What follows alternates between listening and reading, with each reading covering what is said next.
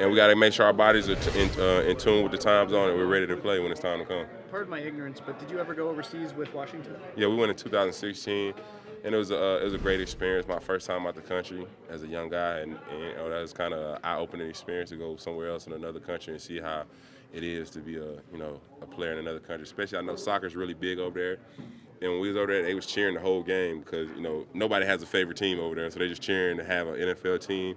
It's loud the whole game. It's pretty exciting. It was really thrilling. Did you win? No, we tied. Unfortunately, we went over there and we tied after a long trip.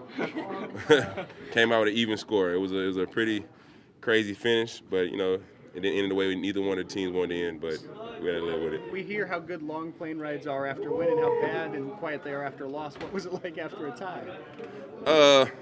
It was pretty quiet because everybody was tired still, and then we was come back.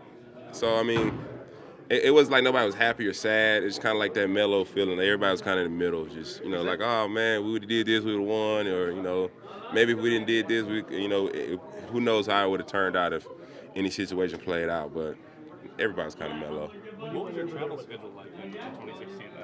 I was pretty similar. Leave like tonight, and then get over there like Friday morning, and then have meets and then practice, and have some leisure time, like a normal Friday. But we treated it like a normal Friday in another country. But so what's the challenge then of that Friday practice? Getting off the plane and getting ready to practice immediately. What do you guys need to get done? I mean, what's the kind of mindset going into that? You probably got to find a way to get comfortable and sleep on the plane so you can wake up, and when you get there, be rested, because it's kind of like you hitting the ground running when you get there. So you gotta make sure you rest up and you got enough energy for that practice and sustain through the weekend.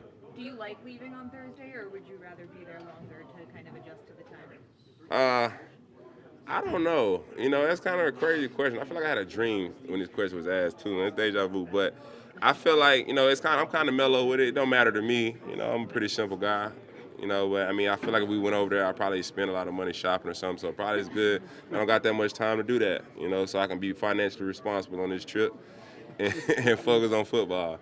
When you came over there with Washington, did you have an off week the next week, or did you have to play the next week like you're going to do this time? Now, this is the first time we had to play afterwards. It's my second time going. So this is my first time I had to play after the long trip. But we had an off week after when I was in Washington. I know, obviously, you're thinking about this game specifically right now, but any concerns about what it's going to be like having to play again the following week after that long flight back over here? We're just going to have to cross that bridge when we get there. I don't even know how. We might actually feel good next week. I don't know.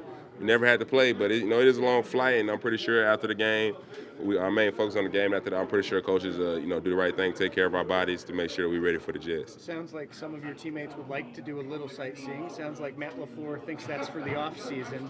Based on your track record with Washington, what do you advise your teammates to do and not do?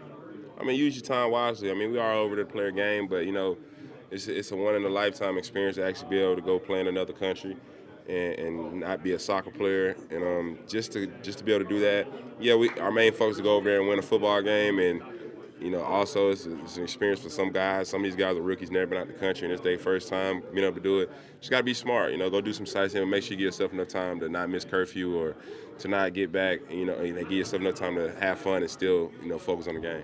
About that game, I mean, does it take Saquon Barkley? I mean, breaking him down, is that easier said than done? It's not easy. It's just as advertised. He's a pretty tough guy to take down, pretty skilled back. I mean, Saquon has bounced back from his injury. He's in full form. I think he leads the league in rushing. Everybody knows he's back to Saquon. He has a lot of ability to break a big run anytime or make a big play for his team. We just know we got to contain him and not let him get hot. Have you faced a back like him before? Yes, I faced him when I was in Washington, so I have faced Saquon before. So I faced a back like him, and his name was Saquon. But he looks like Man, he's a pretty stout guy, man. Has some big legs. He's hard to take down, and he's a guy that's going to fight for extra yards and continue to move the pile if you let him. And he's going to try to make a big play no matter what. Spin off tackles and try to keep moving forward. Where do you think this run defense is right now?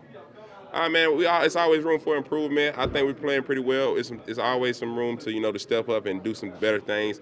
We just got to stay sound in this game and make sure that we play together and we all handle our job.